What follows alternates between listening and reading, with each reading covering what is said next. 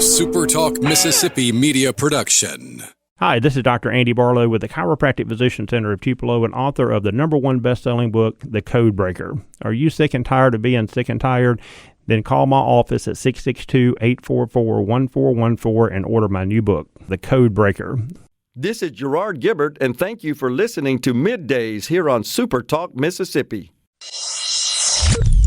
Get ready to go beyond the headlines and join a meaningful conversation with people from around the state. You're listening to Middays with Gerard Gibert here on SuperTalk Mississippi.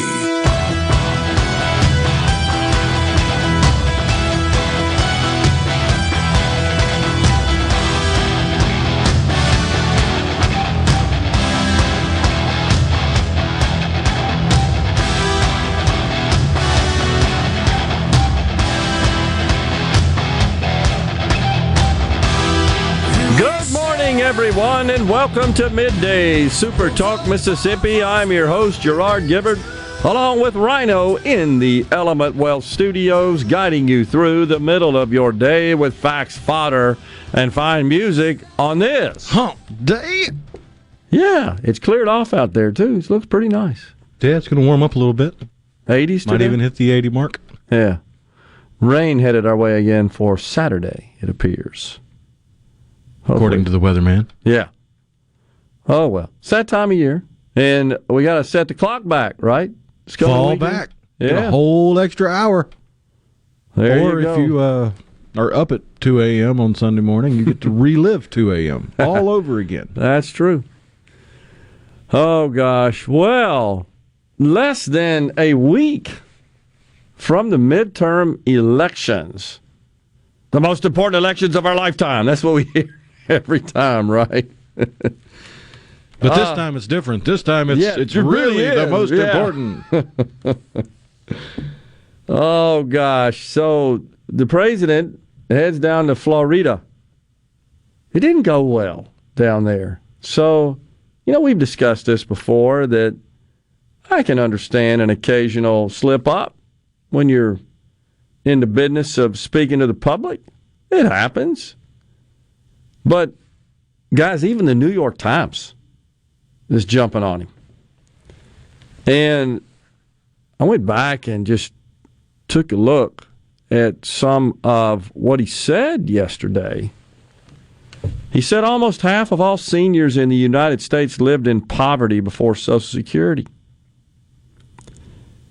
He referred to, I don't know, did I send you some sound on this about the hurricane? How he referred to the hurricane? That was terrible. He also said that... Yeah. You got that? Play that. That'll give you a taste. It's got a little watermark when it starts, but then it's okay. I was in Florida, it was almost a month ago because of Hurricane Ian, excuse me. Hurricane Ivan, excuse me. Ian. Oh, gosh.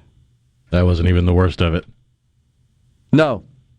He also referred to, he blamed inflation on the war in Iraq. Oh, excuse me, Ukraine. I'm thinking of Iraq because that's where my son died. No, that's not true either. Just changing the price. And they talk about inflation. We're dealing with it for a whole second. Inflation is a worldwide problem right now because of a war in Iraq and the impact on oil and what Russia's doing. The war in Ukraine. And thinking of Iraq because that's where my son died. Yeah, it's not true, though. It's not true. He said he attended an HBCU as well. Did you hear that? No, he didn't. I believe that would be Delaware State University. He did. He attended the University of Delaware. How can you just keep saying stuff like that? Not even close. HBCUs. I'm a big fan of HBCUs. I got my start at one of those other HBCUs, Delaware State University. No, you didn't. No, you didn't. Well, why does he keep doing this? Because it's all he knows how to do. That's all he's been doing for 4+ decades. It's unbelievable. I mean, so if you can't get the respect and the support of voters when you're a politician based on your true record, you resort to lying? And that's how you do it? I mean, just lots of lying, not, like just fudging a little bit here. We're talking about just it's not hard to figure out where the guy went to school. I don't understand it. And I don't understand how he continues to do it unscathed. And I guess that's because the media is just so far in his camp. And I don't know if it's his camp. It's just anti anything on the right more than. So I guess he would be the leader of the movement against the right, so to speak. I just can't wrap my head around the continuing lie about his son dying in Iraq. I agree. What's the purpose How do of you that? forget how your loved one passed? Did he forget? Has he forgotten? Is he just trying to fill in a blank? Or is he just lie so often that it just happens naturally? I don't know, but I would agree. He died at Walter Reed Military Medical Center in Bethesda, Maryland. I mean, that's fact. I don't understand the purpose of that, of lying about that. Is he trying to, you think, convey the idea that his son died in combat in Iraq? I mean, like that's somehow more noble and virtuous? I mean, it's horrible. He was a young man. And once he was diagnosed, it didn't take long. He went down, which is typical for that particular disease, brain cancer, type of brain cancer. Man, it's terrible. And no parent should have to bury their child, for sure. That's horrific. But why lie about it, though? I mean, I can't rationalize it, I guess, is what I'm looking for. So, anyhow, he's making the rounds. Florida yesterday. I think they're headed to. I know Barack Obama is scheduled to be in Nevada and then in Phoenix. Of course, you got big races in both of those states. Certainly in Nevada, the Senate race, and in Phoenix, in Arizona, Senate and governor. We could end up with a situation where Republicans have 32 governors after next week. 32. And net increase of 4. And that's because there are states that are typically reliably blue for Democrats that are in play and have a high probability of flipping. It's amazing what's going on. Now, in the meantime, the president, by the way, is really trying to sell this idea, which is complete horse hockey, that Republicans seek to end Social Security and Medicare. And that's just simply not true. And in fact, Republicans, honestly, only a couple, have raised their hand and said, this Social Security Medicare deal is about to go broke. We got to do something about it. So just the thought, just the mention of we got to address this issue. It's insolvent technically, and it's not economically feasible for it to continue at the current rate. Well, that gets construed and distorted as they want to end Social Security and Medicare, and that's what he's doing. And that's his primary talking points, which means they're just out of anything else to talk about. Because it's not true. How many people that are present when he makes that statement realize that? I don't know. Even Randi Weingarten, you know who she is, head of the largest teachers union in the country, largely responsible, honestly, for the poor scores we just received, how students fared during the stupid lockdowns. We got some sound on her. Here you go. Listen to Randi Weingarten. The party that wants to cut taxes for the rich and wants to cut the hard-earned benefits that So you can tell she's in Ohio. So, Rhino, you saw that. She's blustery there, right? I mean, that's her usual speech-giving tactics.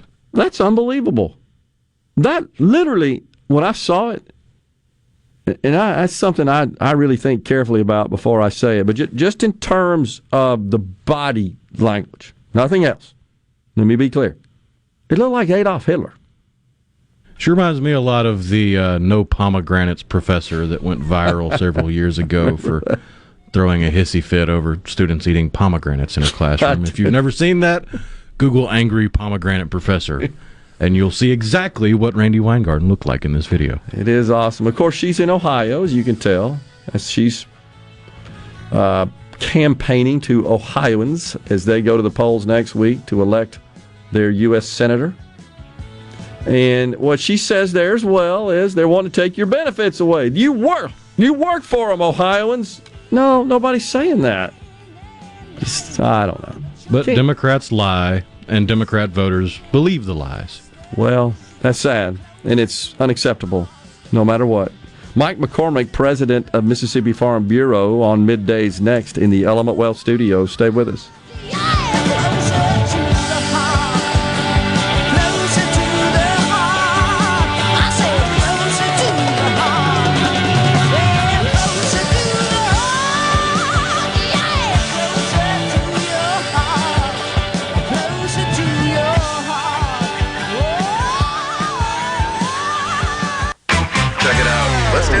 The talk that keeps Mississippi talking. Middays with Gerard Gibert. Let's get on with it. On SuperTalk, Mississippi.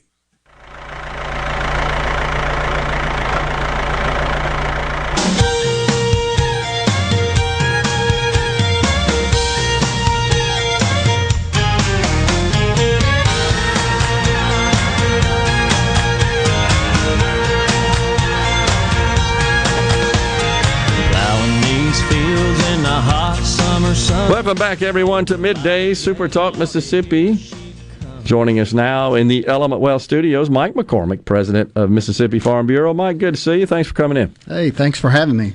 All right, so you guys just celebrated your 100th anniversary. That is quite the milestone. Congratulations. Well, thank you a lot. We had some leadership in the farm community 100 years ago that decided that farming was Mississippi's number one industry, but they didn't have a seat at the table when it came to policies of the state of Mississippi. So they came together and formed this wonderful organization, and I've got the opportunity to serve as its president during this historic milestone. That's awesome. So you've got an event coming up the 1st of December. Tell us about that, Mike. Well, we normally have our convention, or we always have our convention the first weekend of December every year. But for this one, we wanted to make sure that it was commemorated in a way that we can celebrate it with all of our Farm Bureau membership, our board of directors in all 82 counties, in a way that it can be something that we can all be proud of and will remember for a long time. We're going to do it the first weekend in December. It's going to start actually. The Mississippi Cattlemen's Association is joined in with our weekend, and they're going to do their convention starting on Friday, December the 2nd, and going into Saturday, December 3rd. And then we're going to pick up from there at lunch that day and move forward into Sunday. And Monday we'll have our business session. But there's a lot of fun activities going on. There's going to be a lot of opportunities for people that can come in and help fundraise for our scholarships that we give away, both for the cattlemen's and for Farm Bureau. So I want to invite everybody that's in agriculture and in farming, maybe in a small way or a big way, to make sure that the first weekend in December is marked on their calendar, because the Jackson metro area is where you're going to want to be. Yeah, that's awesome. So give us an update, Mike, on how the industry is faring. The last time you were on, as I recall, you were deeply concerned about the drought conditions that we were experiencing. Has that recovered somewhat, or we improved there? Well, I think what we were talking about is, at the time we were getting too much rain and the crops were beginning to. My bad. You're right. We're beginning to rot in the field, but all of a sudden things changed and we went into a drought situation. But while it is kind of a challenge for us in the livestock industry, trying to get our fall crops planted for our cattle through the wintertime. It's been a blessing for our row crop community because they were able to get all of the crops out in a timely manner, and a lot of the crop damages went away as we moved through harvest. And right now, I think our farmers are all in great shape. Row crop farmers for sure. That everything's in the grain bins or have been marketing, except some cotton around the state and some pockets in the northern part of the state. So farmers were blessed with some good harvest conditions this fall, and it's generally been a very positive for us. But we still have challenges. The Mississippi River is very low, and we've got challenges moving grain up and down the river. Fuel coming up and down the river is a challenge. So the barges are moving, but just at half capacity and half tow, and that's gonna challenge the supply chain that we've been struggling with for such a long time. Yeah, I'm sorry, I got that backwards. I do recall that it was August, and it was like a monsoon in August, which was sort of unusual weather, and you were concerned about that. But it sounds like maybe that ended in time, and we recovered, and were able to get in the fields when it dried up and get stuff out. But what about the price of diesel? It's a concern. It's going to be a big impact to our farmers. We were one of the heaviest users of diesel, and we're using a lot of it right now to get the ground ready for next year's crops. And the livestock people are using a lot right now, getting their fall ryegrass in. So it's not where we need it to be, because the price at the farm gate, what we're getting for our crops and our livestock, is not moving up. Somewhere in the supply chain, all of these price increases, the inflation, are hitting the consumers, but it's not coming from the farmers. We're price takers, and we're not getting that. So when you up the price of diesel fuel that we're seeing, and even the fear of maybe not having enough diesel, now they're talking about a shortage, historic low amounts in the pipelines. It's a scary time. Yeah, that was the next question I was going to ask you. Is that I've seen a couple of interviews of late, not from farmers in Mississippi, but in other states that are discussing the concerns they have about availability of diesel just to operate their farming operations. You had the petroleum group on yesterday, and I got a chance to talk to him, Philip Chamley, when he was walking out, and he said, some of his dealers in the Delta, they got diesel to the farmers, but when they were normally take a tanker load of 8,000 gallons, maybe they could only get 1,000. Nobody ran out, but those are pretty scary times when you have things like that happen. Is this a situation, Mike, where the agricultural industry works in some way with the energy industry to address this issue? Do you guys talk and share information? There was a meeting here in Jackson just this week. I think Congressman Guest held it on the exact same thing of national security interest for our farmers, and to make sure that we have enough fuel to do what we need to do. So we do stay involved with this nationally through the American Farm Bureau Federation, our parent company, our organization in Washington, D.C., and it's definitely something we keep a close eye on. Sure. We know that the legislature is in a special session today. Exciting. They're discussing a very large economic project that the governor announced a couple of days ago, and then ordered a special session for some business they got to take care of related to that. What's on your radar from the industry, from the agricultural industry, going into the next session? What are you focused on there?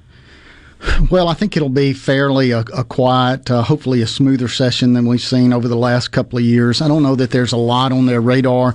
They've got some loose end things. They've got some difficult issues to tackle that Farm Bureau will watch, but it's not necessarily in our wheelhouse just for agriculture. So we're just going to be supporting the ones that have supported us, and looking out for any bad legislation, or not bad legislation, but unintended consequences in legislation that comes to pass. So we were very fortunate last year to get some additional eminent domain protections for our private property rights passed into state law. We had it, Farm Bureau sponsored the initiative 10 or 12 years ago, but we decided we needed to put it into state law last year. So we'll watch that and make sure that that doesn't get changed in any way. And it's we were able to pass a right to farm bill a couple of years ago that just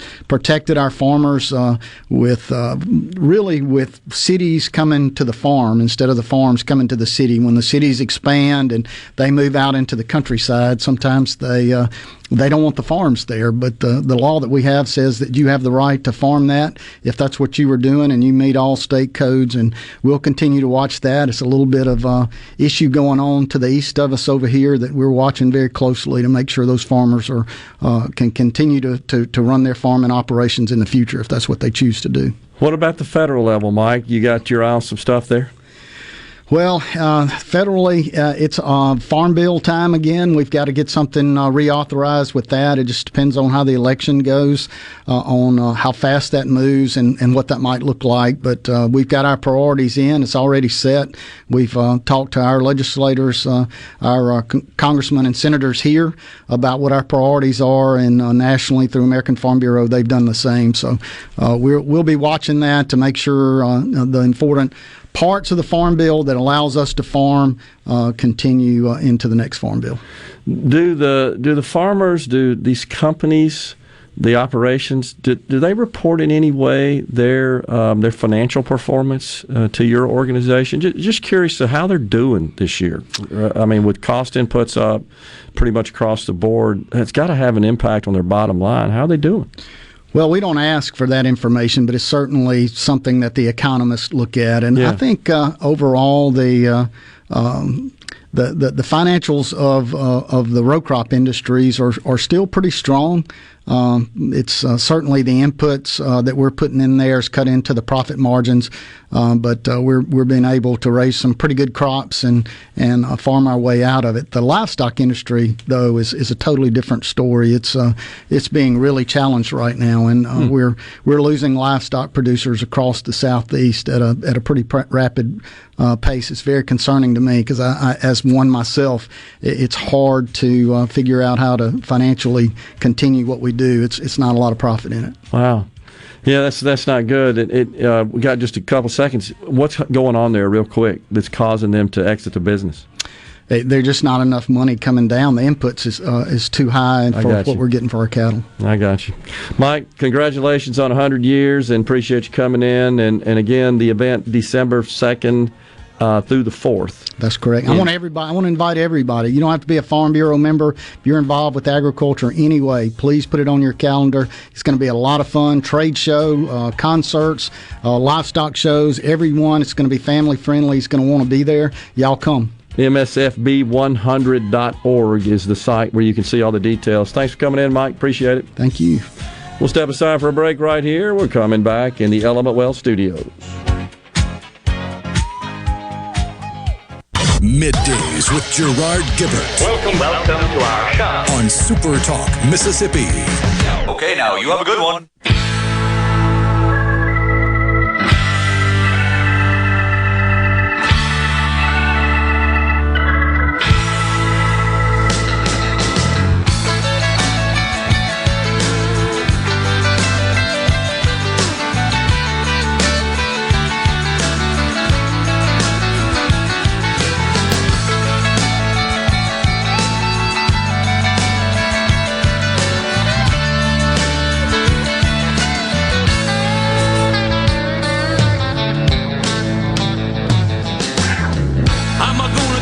We are back in the Element Well studios, Super Talk Mississippi, coming up at 11:05 today. It's Ricky Matthews, Super Talk Mississippi host of Coast View and Super Talk Outdoors. That's coming up at 11:05. We're going to be talking about the Twitter saga.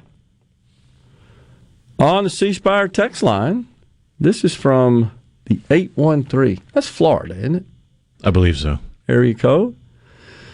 We were talking about, before we had Mike on, and congratulations to Mississippi Farm Bureau. Mike does a great job running that organization as well. He's incredibly well-versed on all things about the agriculture industry, understands the economics and the finance aspects of that as well. So good to have him in that role. We were talking about the Democrats really pulling out all the stops in their campaigning and hammering their audiences on this idea that Republicans want to end Social Security and Medicare. I'll reiterate my statement. Democrats lie, and Democrat voters believe the lie. And it's not true. So on the C Spire text line, you need to take a look at Senator Rick Scott's plan to do just that, end Social Security and Medicare as it currently exists. I have. I've read the plan. I read the plan the day he announced it. I read it. And I responded, I have, and that's a distortion that he wants to end it. And he said, well, I don't know, this could be a she. I don't know who this person is. They didn't identify themselves, and that's perfectly fine. We don't require that here to text. By the way, 601-879-4395. That is the C Spire text line. Lying by omission is still lying. You mean like what Joe Biden and the Democrats are saying, which is that Republicans want to end Social Security and Medicare. That's a lie. And so he says, actually, Gerard, Scott's plan would make Medicare and Social Security subject to an annual reauthorization appropriation. You are presenting your audience a very cherry-picked view, and that is tantamount to lying. Again, for someone so concerned about others lying, you don't seem to have a problem presenting partial misleading facts. Well, let me clarify. Every now and then I have to do this. This is an opinion show. We express our opinion here. Secondly, I'm not lying. You are. It's every 5 years, not every year. And all he simply says is, hey, every single federal program needs to be considered for reauthorization every 5 years. If it's good enough to keep, we'll reauthorize it. Makes sense to me. Now, presently, Social Security, Medicare, Medicaid, and debt interest comprise 70% of federal spending. That's just a fact. If you think I'm lying, go look it up yourself. That information is widely available through numerous government sites and sources, like the Department of Treasury. We'll start with that one. So, presently, those programs are on autopilot. We've been through this before. They're considered so-called mandatory spending, and they are structured in such a way that they really can't be altered. They can't be modified without law. And what I mean by that is law that requires 60 votes in the U.S. Senate, unless the Senate votes to eliminate the filibuster, in which case you'd have a watershed event of all kinds of crazy stuff with Democrats in control, such as statehood for D.C. and Puerto Rico, such as federalizing elections. States would not be involved in them anymore. But you could also work around Social Security, Medicare, Medicaid. Presently, this may come as a shock to a lot of people. That's 70% of our spending the Congress never even votes on. They don't even vote on it. When they pass these budget continuing resolutions, omnibus budgets, that's just the discretionary part of spending, which is about 30% of it. They never touch the mandatory part. And all Rick Scott's saying is, hey, these programs, their trust funds, are going to be fully depleted if we don't act.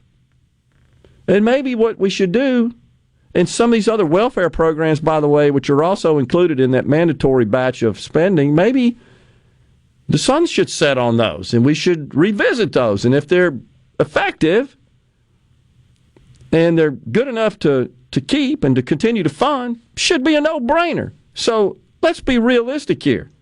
In 5 years, let's suppose this plan went into place, and in 5 years, the requirement was put into motion that the Congress would have to vote to continue Social Security and Medicare. The president would have to sign off on it. Is there a possibility that that would fail? I don't think so. So it's disingenuous to say, well, Rick Scott just wants to end those programs. No. And in fact, he's actually said recently, no one that I know of wants to sunset Medicare or Social Security. But what we're doing now, and he's absolutely right, is we don't even talk about it. It's like in your personal household, you're overdrafting into some line of credit. that you have that covers your overdraft. And you're just continuously consuming that line. And then all of a sudden, you're going to wake up and say, uh-oh, I ain't got no money. I've maxed out my line. My account's overdrawn. I can't function. Can't write checks. Can't disperse. That's what we're headed for here with these programs. So just to call it attention to it and put it on the table to talk about, which no doubt is a political liability, as evidenced by the text we got here this morning, Rhino. Which, again, I'll reiterate, Democrats lie and Democrat voters believe the lies. Well, that's why we can't solve any problems. And so all we're trying to do here, and I welcome, if I'm saying anything wrong here, let me know. As far as the details here, I'll happily admit I'm wrong about it. But this kind of high level, yeah, he wants to just end Social Security and Medicare. That's just false. Patently false. But the Democrat voters eat it up. It's unbelievable. Well, you just heard Randy Weingarten, right? Banging her fist up and down with that chest like she was jumping up there on the podium. And again, it's just feed the lies best you can to get them to vote a certain way. And unfortunately, most people won't research that on their own. They won't do their own homework. Oh, Randy Weingarten said it. Must be the truth. Because she's a good Democrat like me. I got to vote that way. Can't vote for J.D. Vance, the Republican candidate in Ohio. He's going to end Social Security and Medicare. It's not true. But we also have to face reality. Programs are going broke. They are. It's bad economics. I'm over here laughing as I just scrolled up and looked at the message this person sent before starting the argument with us. And I quote, "There's little to no transparency on this deal, and it's going to be rushed through and rubber stamped." So out of one side of his mouth, he's arguing against legislative bodies rubber stamping something and just rushing through it. And on the other hand, he's arguing that, no, don't make the overpaid, underperforming pipsqueaks in suits in Congress do their job. Oh, God, I see that now. Yeah.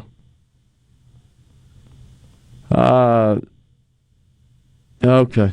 Well, anyhow, enough on that rant. Nobody wants to end Social Security and Medicare. Were they well-conceived programs from an economic and financial perspective? Not really, as evidenced by their current plight.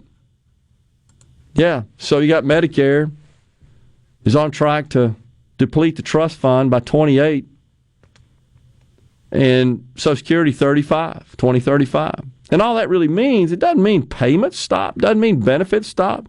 It just means that without the trust fund, it's like a savings account. So remember, we've explained this, both of those programs operate on a pay-as-you-go basis. People are working, they pay in. People are retired, they get out. The amounts being paid in today by workers are funding the benefits that are going out. They're not funding their future retirement. They're funding current benefits. It's pay-as-you-go. That's the way it was designed. And the ideal was, the vision was, you'd have more people working than retired and drawing benefits, and the more people working, contributing, you'd build up this tidy sum in a trust fund, and you'd have a cushion for the eventual situation where you may have more going out than coming in. Well, now, at the rate that's being tapped to make ends meet, it's scheduled to run out of money. It's just simple as that. So putting those programs on the forefront to discuss how do we avoid this sounds like the prudent thing to do. But yet the Democrats twist it around for political gain. We're coming right back in the Element Well studios.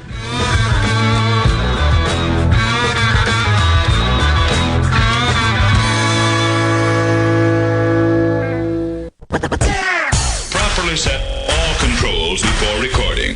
All systems go. The talk that keeps Mississippi talking. Middays with Gerard Gibert on SuperTalk Mississippi.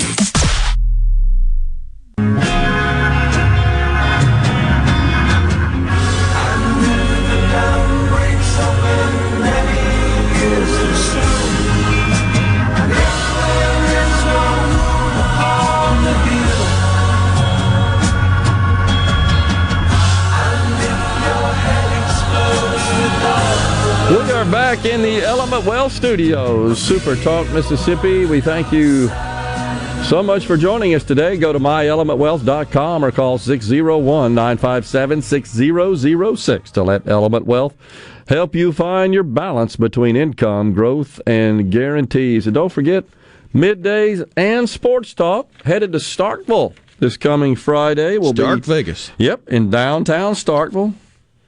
We'll be talking everything Starkville and Mississippi's college town. Looking forward to that. Don't forget, tomorrow I'll step aside from the mic, headed up to Oxford later on this afternoon. Looking forward to the first, I believe, inaugural Family Business Symposium sponsored by the Ole Miss School of Business, and very honored to be asked to deliver a keynote speech along with Lee Lampton, of legendary business person and fantastic Mississippi-based business, a conglomerate, honestly. He'll be talking, as well as will head baseball coach Mike Bianco. So looking forward to that. And then they're going to have some panel discussions for the attendees after that, talking about things they need to be aware of with respect to family businesses. So that ought to be cool. What do you think next week's outcome will be, says Big T from Coffeyville on the C Spire text line. I feel like I kind of waffle every day as we get new polling numbers and just kind of see interviews with voters. I'm still optimistic that the balance of power in the House is going to go in favor of Republicans by, I'm going to say, 15 to 25 seats. And I know that's a big gap, but gosh, there are just so many now that are in play that you wouldn't have thought would be in play, which is good. So I think that's where it ends up, 15 to 25 seat advantage in the House. The Senate, gosh, that's a tough one. Yesterday, we discussed the amount of money being poured into these races. If you didn't catch that, folks, the candidate with the biggest haul is Raphael Warnock in the state of Georgia in the Senate race, Democrat incumbent. $123 million just for him. Now, a couple of years ago, the Florida Senate race with Senator Rick Scott, and then the Texas Senate race with Cruz and Beto. Cruz and Beto, right. Couldn't remember who his opponent was. Beto, of course, yeah. What is Karl Rove call him? Francis? Says that's his Robert real Francis O'Rourke. Anyhow, both of those were in the $120 million total between both candidates. And in this situation, we got $120 million coming out of one candidate. And then Herschel Walker is $47 million, last report I saw. So you've got $170 million in a Senate race. $170 million between the two candidates. Now, Georgia, under Georgia law, a candidate, even in a general election, must receive 50% plus one of the vote tally to win. It's not like some states in general elections where whoever gets the most at that point wins. So there is a libertarian candidate on the ballot in Georgia that is sure to peel off some votes. Will it be enough such that neither of the other two candidates receives 50% plus one? Not sure. Don't know at this point. But the real takeaway here is that, once again, we may be waiting for a couple of months to know the outcome of that particular race. And as you guys recall, back in 2020, even though Joe Biden was declared elected president a few days after the vote, we didn't know the outcome of the Senate because that one seat hung in the balance, the Georgia seat. And I want to say it was like February or so when they had the runoffs. Does that sound right to you? Like February time frame? Well, it was like mid to late January, but yeah, it was after the new year. Yeah, wasn't the same year. It was in 21, right? So the same situation could be setting up again. And that would be nerve-wracking, of course. But so you got that big one. And then you got Pennsylvania. And that one is just mind-boggling to me, honestly. I can't fathom how that's even close. But it is, if you believe the polls. Where I think the Republicans are looking good to flip a seat still is in Nevada. Laxalt versus Cortez Masto. He's up 3 or 4 points. Arizona's now a toss-up. That's the other one in play. New Hampshire, I'd put that behind those. The Democrat incumbent Hassan's still up by 3 points or so. But those are kind of the main Senate races in place. So I think we have a good chance, almost assured of flipping the House, 15, 25 seats. It's going to be within 1 or 2 seats in the Senate. Coming right back after the news with Ricky Matthews. Stay with us.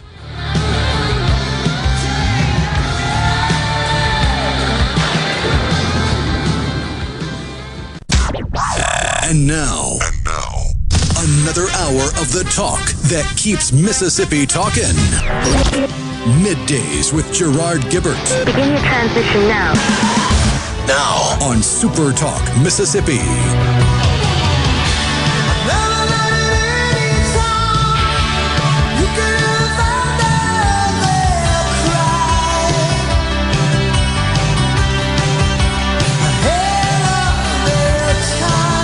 Welcome back, everyone, to Midday SuperTalk Mississippi, live from the Element Wealth Studios on this Hump Day. Joining us now, Ricky Matthews, host of Coast View and SuperTalk Mississippi Outdoors. Ricky, good to see you.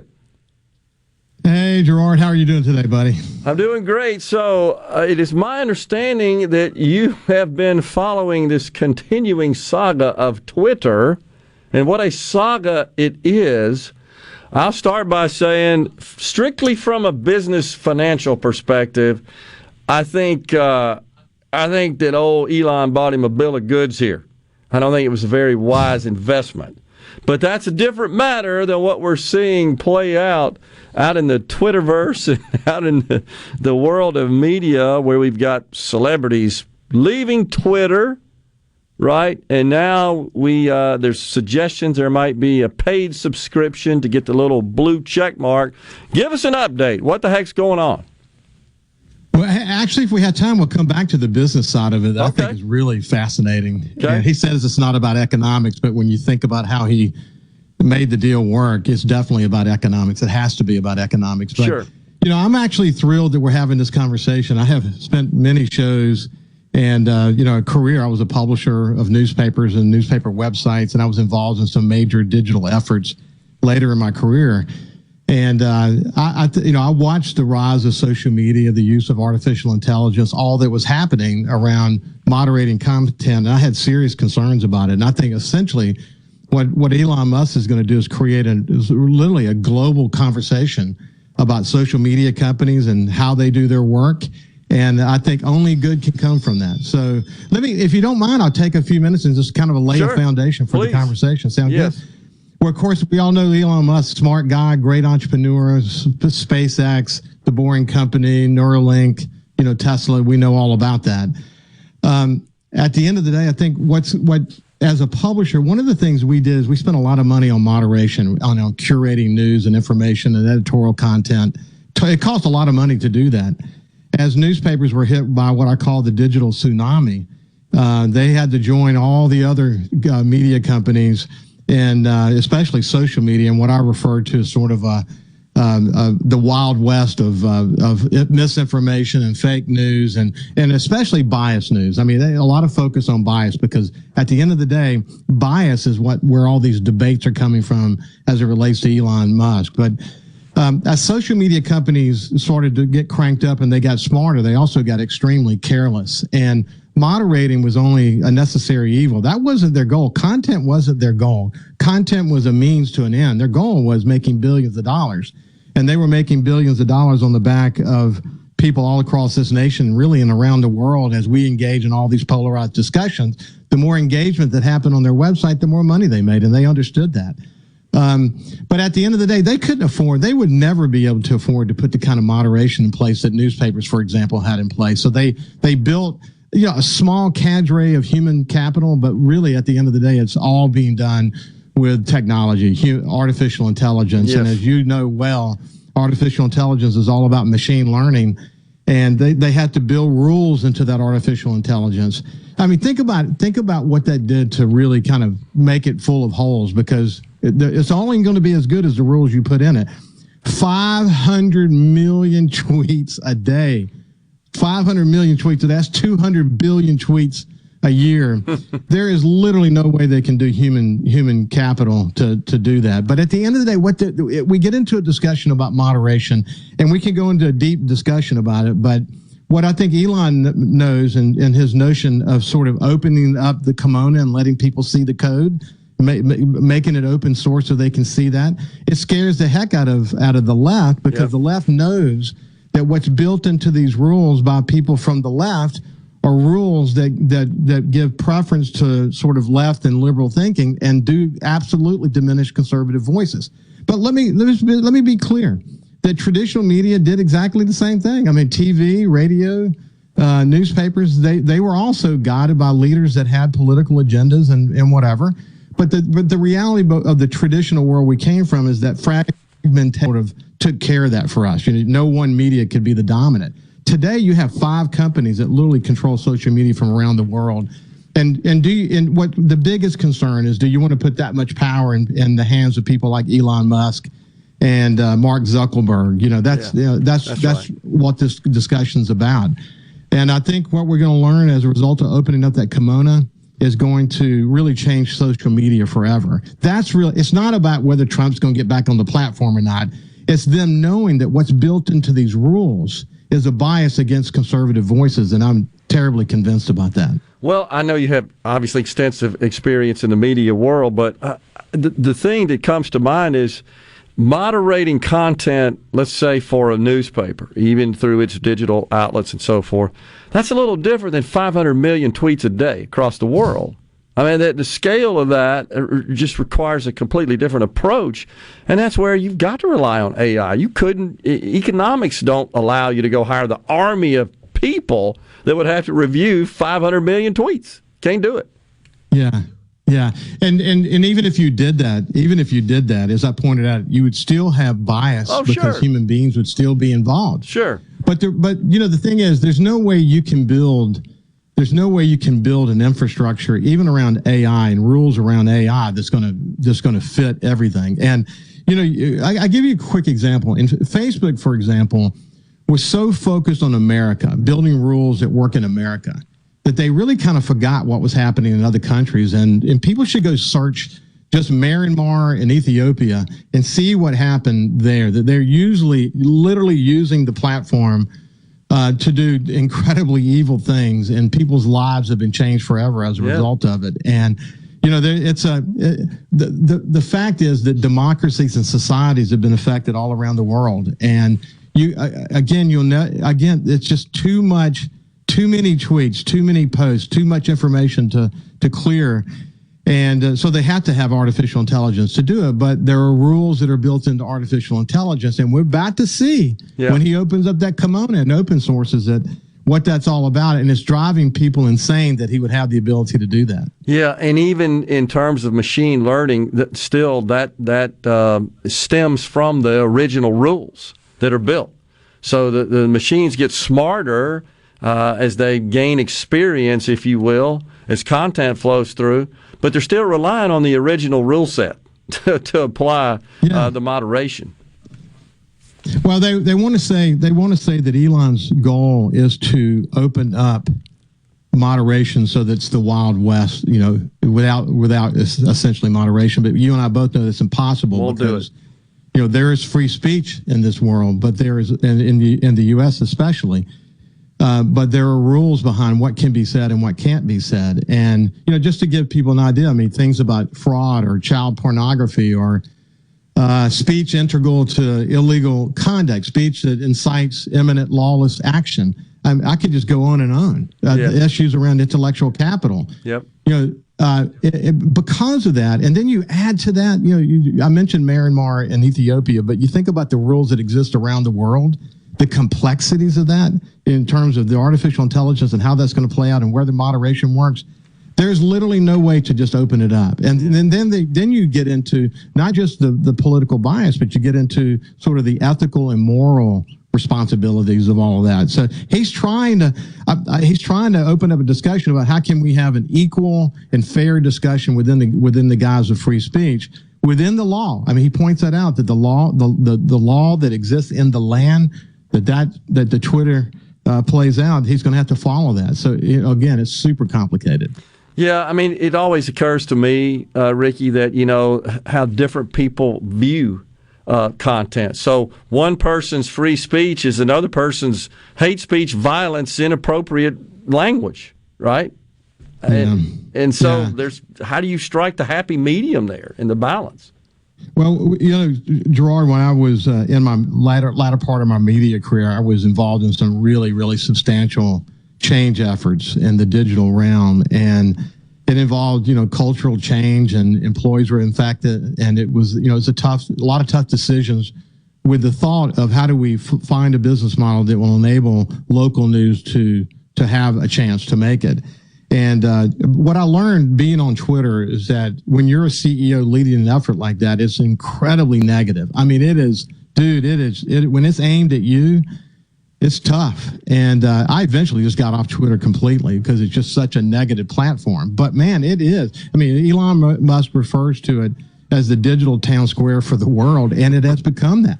And so how do we make it operate in a way that's going to give voices an equal opportunity to be heard? And that's what he's trying to do. Yeah, he issued a statement last night that he's getting involved in how the platform will handle election integrity, content moderation, etc., and just to stay tuned for those rules to be released. But it's fascinating.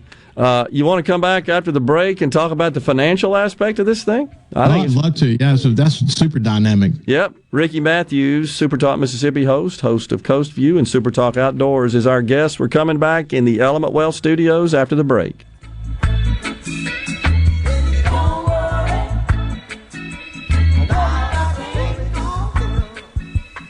The talk that keeps Mississippi talking. We're rolling. Hit it. Go. Play it.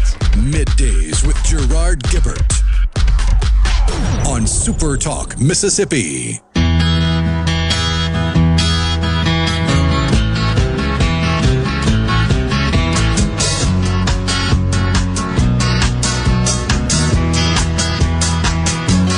When I think back on all the crap I learned in high school, it's a wonder I can think at all. Kodachrome bumping us into this segment here on Middays. Our guest is Ricky Matthews, of course, host at SuperTalk, host of the Coast View and SuperTalk Mississippi Outdoors, which airs every Monday at noon. So, Ricky, we were talking about Twitter and the Twitter saga, as I'm referring to it. So I don't think it was a very good deal financially, honestly. Twitter has not ever really performed up to expectations from a financial perspective. It's not the greatest business model when you take a look at it. And recently we saw Meta release their earnings last week, and they plummeted. They're not doing well. Unfortunately, as you well know, being in the industry, usually advertising's top of the list when people start cutting back. It's probably the wrong time, honestly, to cut advertising, because you need to stand out more when folks are more selective and have sort of less disposable income during tougher economic times. But nonetheless, that seems to be top of the chopping block. And I think a lot of companies are now saying, I'm not sure if I'm getting my value from these social media platforms. And then you got some companies that are coming out and saying, well, I just object to Elon Musk being at the helm, therefore I'm not going to advertise anymore. I mean, I've seen some of that as well. Your thoughts about all this? Well, GM was one of those companies. I was really surprised that a major company like GM would weigh in too early in the process. I mean, they kind of got bought into this developing narrative around Elon Musk.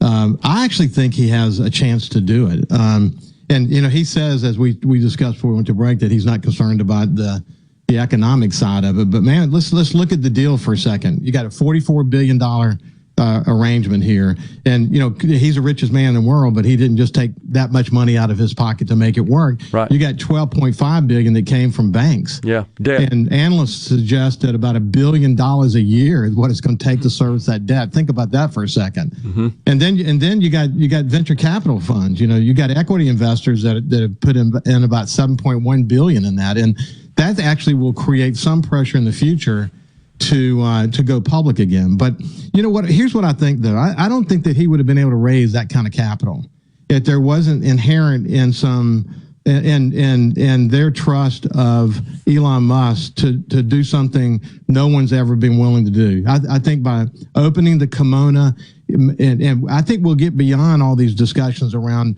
right versus left, and I think we're gonna actually see with our own eyes things that are going to change other social media companies.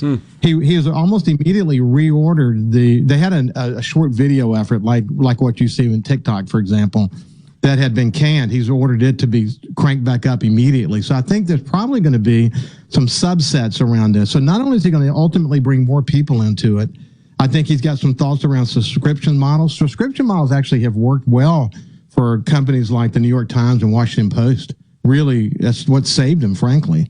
So I think a mix of advertising and that will be important. They're going to probably end up getting very sophisticated about their targeting and how they do targeting, because they're capturing so much data. You and I both know the massive amount of data that they're using really creates an opportunity for them.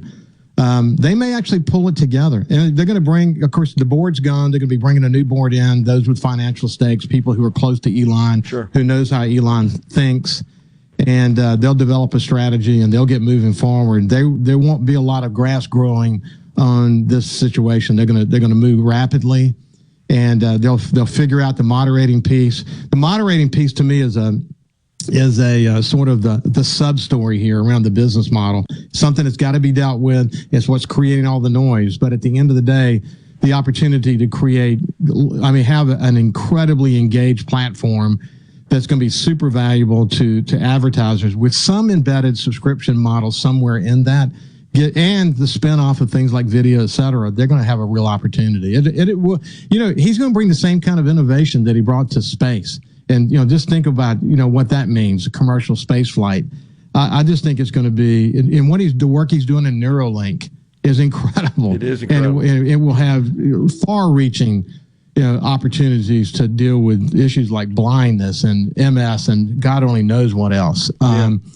He's a smart guy, and I really don't count him out at all. I think he has a strong sense of what he wants to do, and we'll see how it all plays out. Yeah, if there's anybody that could figure out a way to really monetize and maximize the profit model, it'd be him. He's pretty good at that. Yeah. He's very innovative, and to a great extent, in all of these endeavors, he's just on the ground floor. And I believe he's one of these people that he's a prolific inventor, an innovator, a visionary. He thinks far different than we mortals do.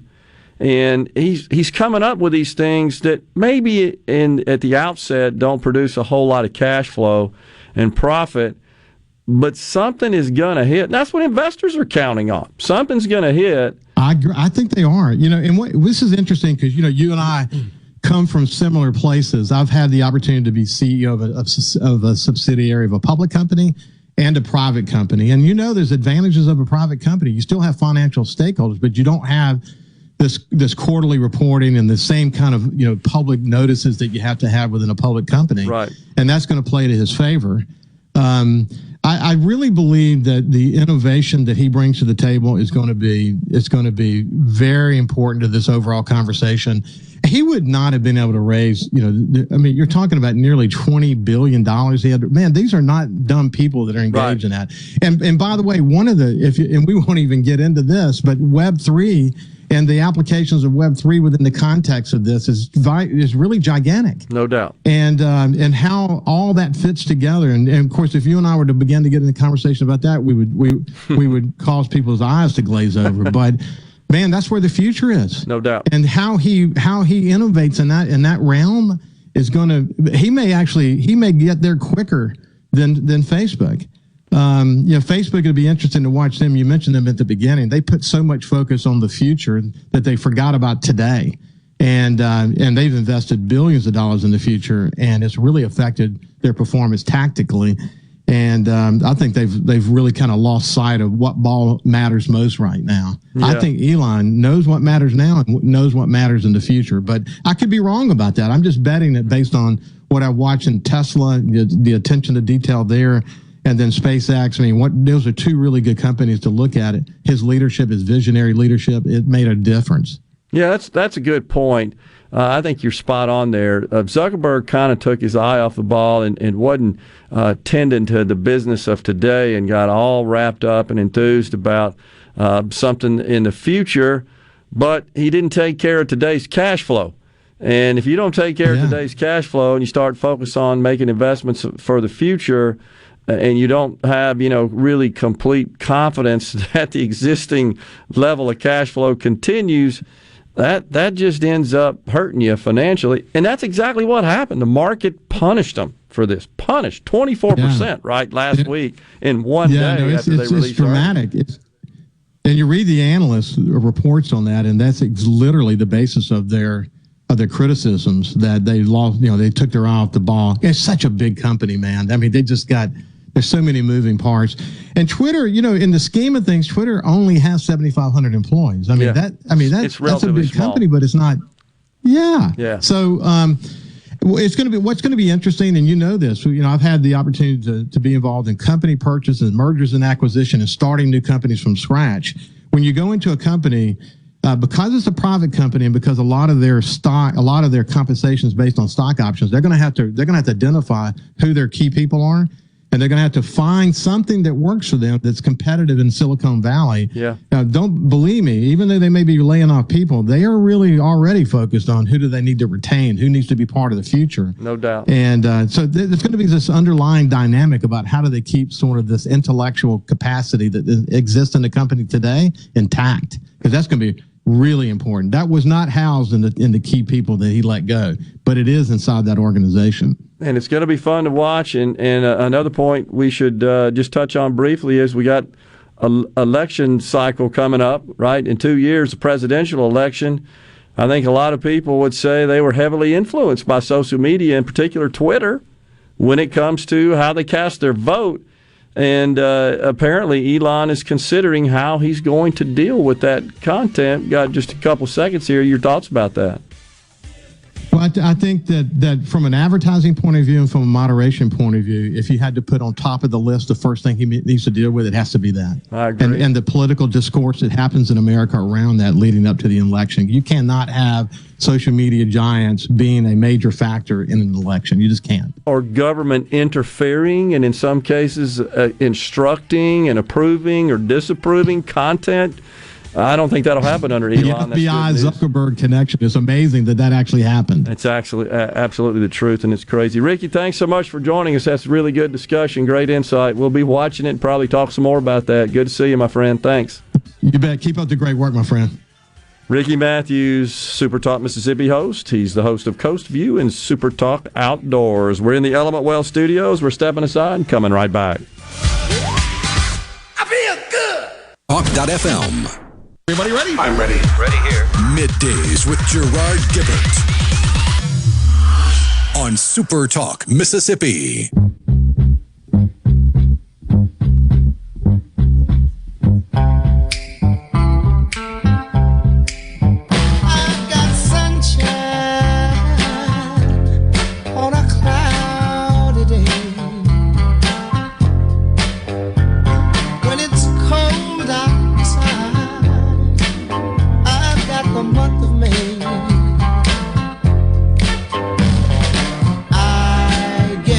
We are back in the Element Well studios, SuperTalk Mississippi. During National Family Caregivers Month, be sure to visit aarp.org/ms or the AARP Mississippi Facebook page to find info and resources to help you on your caregiving journey. So, on the C Spire text line, Jerry in Waynesboro says, Biden, when they talk about inflation, inflation is a worldwide problem right now because of the war in Iraq. Yeah, we saw that, Jerry. He mistakenly said Iraq instead of Ukraine, just one of a number of gaffes in his speech yesterday that have been highlighted. Even the New York Times called him out on it. So it's definitely a lot of problem. Let's see. David from Bruce, get rid of a lot of government people. We would have plenty of money for Medicare and Social Security. I wish that were the case, David, but it's not. Those programs are monumental and gigantic. And, in fact, someone, discussed. So let's see. Here we go on the 662. Were Social Security and Medicare used as government slush funds during periods of excess revenues? ? Had those excess funds been invested, would the systems have been currently solvent with the proceeds generated? They actually were invested. It's a good question. And so by law, surpluses generated by the programs are invested in what are called S bonds, special government issued bonds. The Treasury issues those bonds, the Department of Treasury. The funds are used and become part of the general fund, but they're paid back every single dime since the federal government has been tapping the surplus in the form of a loan. Every single dime has been repaid with interest. In fact, it is the only investment the Social Security and Medicare can make is in those special bonds. They're not allowed to invest in equities or any sort of risky securities. They literally loan it to the federal government, the funds do, who then pays them interest, and then the principal is redeemed based on the term of those bonds. Every single dime has been repaid, and all the interest has been repaid. And if should there ever be a default, by the way, such that the U.S. federal government does not make those payments, those interest and principal payments, the entire global economy would collapse, because that would mean that the full faith and confidence of the U.S. government no longer stands. So I know there's a widely held perception out there that the money flowing into Social Security and Medicare goes to the trust fund and was just, quote, stolen and transferred out of those funds and then just flowed into the general fund and is lost. And that's absolutely not true. It's always been in the form of a loan. And in fact, if you look at our federal debt, $31 trillion, the party who owns the most of that debt is Social Security, $2.6 trillion. A lot of folks think it's China. It's not true. China, actually, all debt held by foreign nations, of the $31 trillion, it's about 7. China owns about 1 of that. Japan has more than any other nation. Folks find that surprising. That's $1.2 trillion. By the way, information's all widely available in the U.S. Treasury sites and documents. So anyhow, it's a defined benefit program, which basically means it doesn't matter how much you paid in and how long you live, you get benefits till you die. And it's just economics don't work because it relies on a whole lot of people working and fewer people drawing benefits out.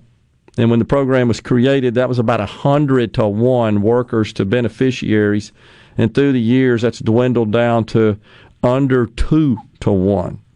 Under 2 to 1. We live longer, got fewer young people working, paying into the system, and that's what's putting all the pressure on those funds. Anyhow, so the taxpayers pay interest on the S bonds. They do. That is by law. It is a nominal rate of interest, and that is absolutely the case. That is where Social Security invests. It's the way it works. I mean, just like the taxpayers pay interest on all the other debt that we hold, $31 trillion of it, a lot of which is held by the Federal Reserve, and we pay them for those bonds that they hold. So, yeah, that's the way the program works. Let's see here. What are you saying here, Thomas? Wow. You sent me a book today. Let's see if I can find where you started talking to us here. I know you were discussing some stuff on the Gallo Show. Let's see, you said Republicans are ahead in the polls and Trump has been quiet. Will his rallies Thursday help or hurt Republicans? I don't know. I think, where's he going? Arizona? Seems like it's where he's headed. I know he's got a fairly busy few days coming up in advance of the election, just like the Democrats do with Biden and Obama. They brought out the rock star, Barack Obama, on content moderation. Why do so many people want opposing views silenced? The last thing I want to do is find myself in an echo chamber and let confirmation bias become more valuable to me than the facts of truth. Yeah, Tom says Arizona, Pennsylvania. So, I don't have an issue with multiple viewpoints. I'm for an open forum, but I think Ricky's right. You start running into issues when it comes to moderation, such as violence. You get it into all sorts of graphic images and videos that are inappropriate, and other illegal activity being conducted on the platform. That's certainly more important than just somebody saying they don't like some politician. Who cares? I agree with you in that respect. Speaking of which, Rob Reiner tweets about 8,000 times a day, does he not? And every tweet's the same. Trump is bad, fascism. That's what every tweet says. Because Meathead is an idiot. It's just unbelievable how he just does this.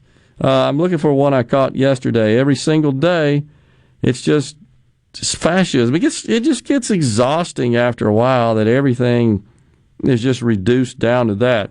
Voting for Republicans is voting for fascism. Here we go. This was yesterday. Donald Trump has been spreading the big lie for 2 years. The violent assault on Paul Pelosi and the attempt to murder Speaker Pelosi is directly related to that lie. Donald Trump is 100% responsible for this. And January 6th, he must be indicted and never be allowed to hold office. That's old Meathead. And it's just a series of tweets similar to that on a rather continuous basis. Honestly, he doesn't have any credibility. Larry Mize, do you think a red tidal wave is coming or not? Well, define red tidal wave, Larry, and I'm not trying to be flippant about it. I think that's a subjective description. Again, I think the chances of a significant change in the balance of power in the House, and I would consider 15, 20, 25 seats, as I'm estimating in that range, to be significant. I don't know it will rise to the level that we saw in 2010, what Barack Obama described as a shellacking. I think that was 66 seats, as I recall. So I don't know if we'll see quite that many. I'm thinking 30, in the 30 to 35 range, which would put the balance of power in that 20 or so neighborhood. I do think that, and I am encouraged that we're seeing some seats that are reliably blue districts that are competitive at a minimum, like Connecticut. I've seen some reports on that. I'd like to see Orange County, California. It looks good that it's kind of gone blue somewhat. It looks good that it's going to return red. I think you'll see a good number of the flip seats occur in that area. So I think that's good. It's the Senate. And I think it's fair to say that folks are more likely to vote for party for House members, for House elections. I feel like they're more likely focused on the individual, and it may be because the Senate race is dragging so much money, and of course it's statewide. They're way more visible. They get national attention. They have debates that are typically nationally televised or streamed at least. And I just think they get more exposure, and human nature, such that it is, I think just dictates that you tend as a voter to focus more on the individual and the personality than you do even the policies in the party. And I believe that's why the Senate is so close. You got Herschel, who's doing a whole lot better, honestly, in my view. I think his public speaking has improved dramatically. Warnock's pretty effective orator.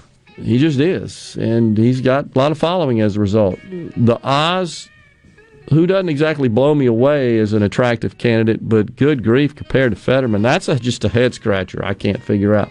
But Laxalt in Nevada is just superior personality, in my view, to Cortez Masto. Coming right back in the Element Wealth Studios. It's so awesome! Middays with Gerard Gibert. Come on, let's get on with the show! On SuperTalk, Mississippi.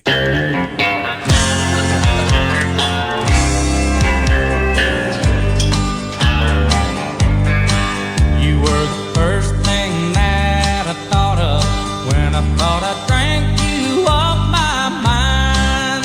When I get lost in the liquor, you're the only one I find. If I did the things I ought to, still would not be mine. So I keep a tight grip Oh, Clint Black. bottle, getting loose and killing time. Killing time. This killing Mike in Gulfport says on the C Spire text line, I believe he will go down as one of the greatest minds of this century. Give him time and he will get Twitter twittering, referring to Elon Musk, of course.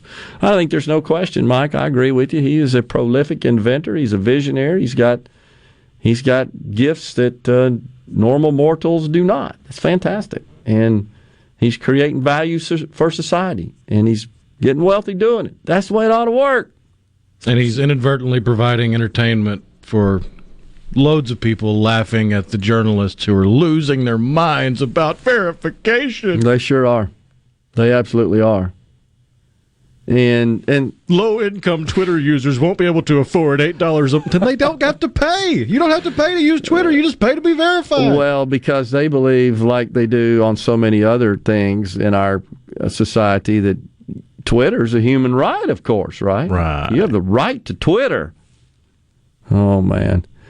On the C Spire text line, and if you want a good laugh, look at the Real Clear Politics Senate projection for this year. They are forecasting 54 seats. Bold.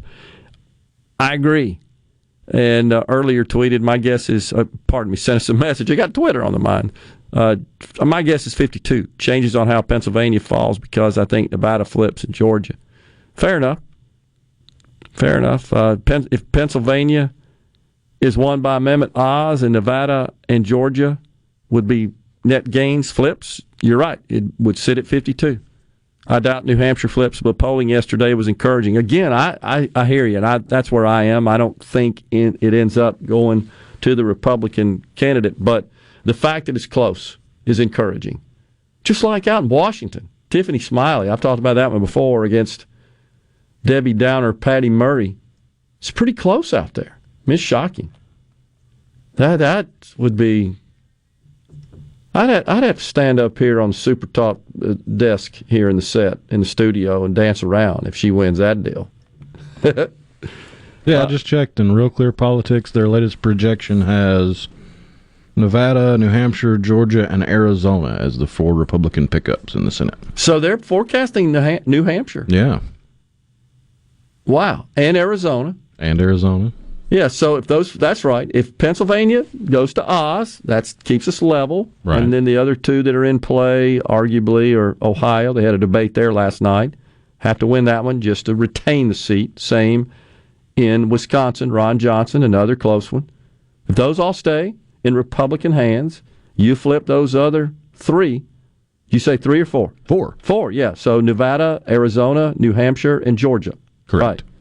If those flip, all right, net 4. That's fantastic. I hope that's the case. The Georgia one is so kooky because we might not know, again, due to their laws, 50+1 laws, with the Libertarian candidate in there that may peel off enough votes to cause an issue there as far as obtaining 50+1. Interesting. Stephen from Greenville says, Gerard, I do believe we will see the Republicans taking over the Senate. I pray that's the case. Where was all this talk about violence towards politicians when Maxine Waters was doing her thing? It ain't just Maxine Waters. That's what Kirk from Columbus says. I agree with you, Kirk, and I do think there's a large contingent of people in this country that are just sick of the double standard. It just is. It's a double standard. Even the election denying stuff. Nobody denied the elections more than Hillary Clinton and Stacey Abrams. They're still doing it today. So that's ridiculously hypocritical as well. That needs to be called out. But I agree. What do you think about Larry and Ma's WLBT making Barbie Bassett apologize? Yeah, for saying grandmammy is what she said. I think I've always said this with respect to what I deem as racism. I think that's a state of heart and mind.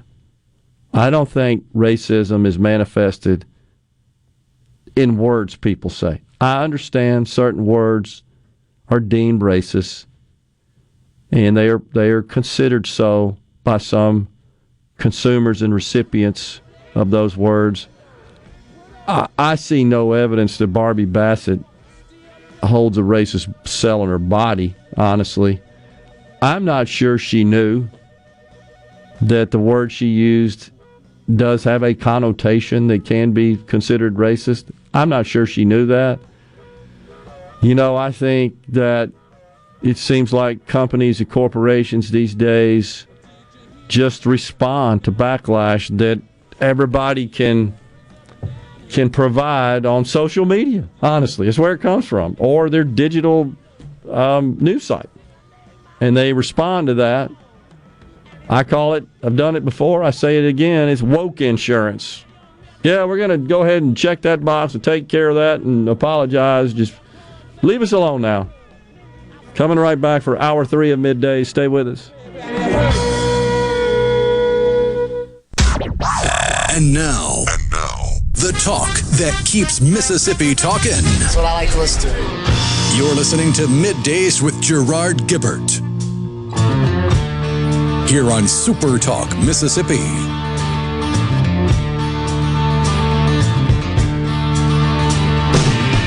Winter is here again, oh Lord.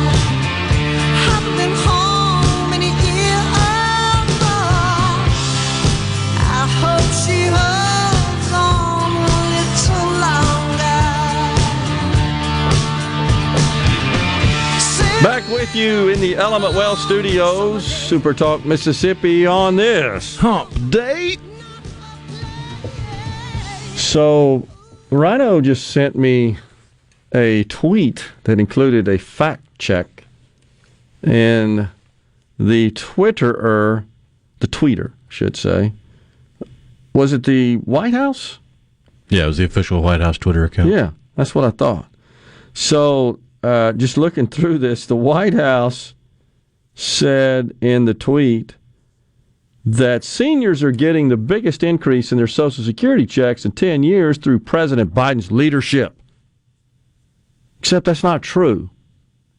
And they were fact-checked because what they're referring to, we've discussed on the program, is the cost of living raise that is scheduled to go into effect next year. By law, cost of living adjustment, COLA is what it's called, is triggered by the CPI inflation. It's automatic. And that was enacted into law, that provision that adjusts Social Security benefits based on inflation was signed into law by President Richard Milhouse Nixon in 1972. This wouldn't have happened if Musk weren't there. You agree? No, not at all. It would be left out there to just mislead every Democrat voter. Right. Agree. Which is typical for the Democrats. And this has been an effective tool for Democrats. Twitter has. So the thing that comes to mind was the New York Post, right? Being deplatformed over breaking the Hunter Biden laptop story. Misinformation. Now we know it's not. That would be an example. So I know we had someone on the text line suggest that we're wrong when we were talking to Ricky, we're wrong in describing the algorithms, the artificial intelligence algorithms, as being developed with rule sets that are biased to the left, and said that that's really not possible in computer programming. Well, it absolutely is. That's just completely untrue, and it's especially artificial intelligence, right? And its counterpart, machine learning. It's exactly what it does. It learns what you put into it. Correct. You give it the rules, and it's very complicated. It's very sophisticated software development, software engineering. There's no doubt, but yeah, at its heart are humans. You've seen squawks from artificial intelligence used in facial recognition, right? You've seen complaints that those are racially biased. There have been complaints about Twitter and the way it displays photos.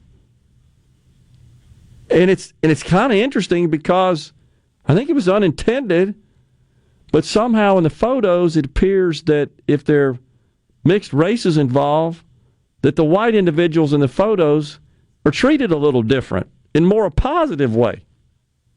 And Twitter, I guess, found out about this, but maybe you'd call that a bug in the algorithm.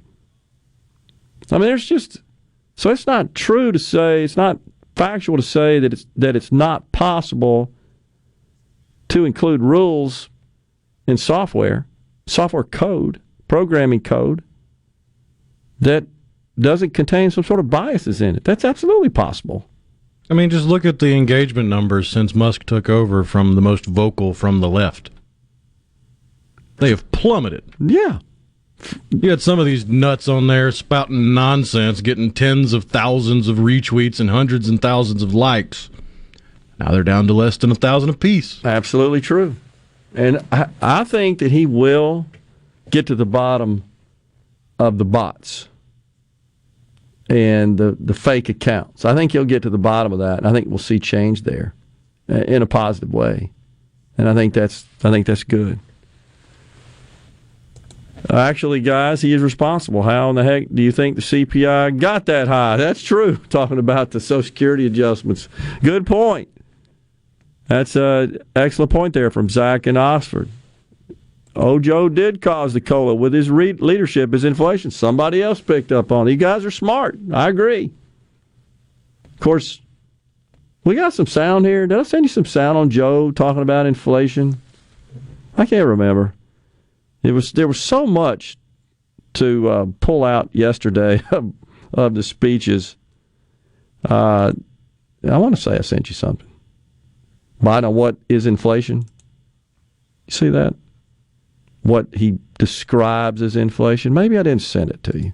See if I can. Anyhow, so it's pretty simplistic. There you go. Check that out. It's pretty simplistic description in Joe's mind. What is inflation? And once again, it's a situation where he just doesn't understand basic economics and the root cause of inflation. It's pretty hard to, I guess, come to grips with that if you don't understand its definition or how it would be defined, talking about inflation. You got it? Here we go. That's what I call inflation. At the end of the month, what you have left, you have no money, that's inflation. What are you, the things you need, are they going up? And they are. They are. That's him coughing, by the way. So at the end of the month, if you don't have any money, that's inflation. There you go. Okay, Joe. What is that supposed to mean? From a political perspective, what does that mean? I'm left in stunned silence with his economic prowess. Andy in Jackson says, I agree, Gerard, on your view on Barbie Bassett. You can be sure her public apology was sincere. I say again that for someone, so they're basically asserting that it was inappropriate, the word she used. And if you go out once again and look at, I have the WLBT site and look at some of the comments, there are people really jazzed up about this, mad at Barbie. And it's, inexcusable. She needs to be fired immediately, and they're calling for her head and all that kind of stuff. So I say again, is she a racist? No. I don't think so. I've never seen any evidence that would suggest that she is. She committed any kind of acts that would rise to the level of racism? I don't think so. Did she use a word that I guess in some circles is considered racist? I guess. I've seen different viewpoints on that particular word, right? But I don't think that's what is at the core here. I think, again, what exists in her heart, her mind, or any person's, that's what defines racism and why we're talking about it. And so I hope she's not terminated, and I hope she doesn't resign over this. And the cancel nuts just need to freaking get over it. It's ridiculous. It truly is. There's just much bigger fish to fry. Especially if she apologizes and she won't repeat it. Okay? No big deal. Done. Get over it. Move on. Move forward. The Supreme Court has been watching this with a lot of interest. They're debating right now the case that deals with admissions at Harvard that could put a nail in the coffin of this goofy affirmative action, which is racism. That's racism. You will hire this person over that person because of their immutable physical characteristics. That's racism. But not to the left when it's done for certain races. Because according to their standards, that only exists in one direction. No such thing as racism going in the other direction, which is complete horse hockey. The best comment I saw, Rhino, of all the discourse between the justices and the lawyers arguing in front of the court, the best one I saw was Clarence Thomas says, "I'm not even sure what diversity is." He said, you see that? Like, dude, exactly. What is that? He said that. And they made some goofy argument. We'll talk about it when we come back about why this is so important that we have to continue to discriminate on the basis of race and ethnicity. It's a threat to democracy if we don't do that, right? This was great. We'll come back and talk about it. Stay with us.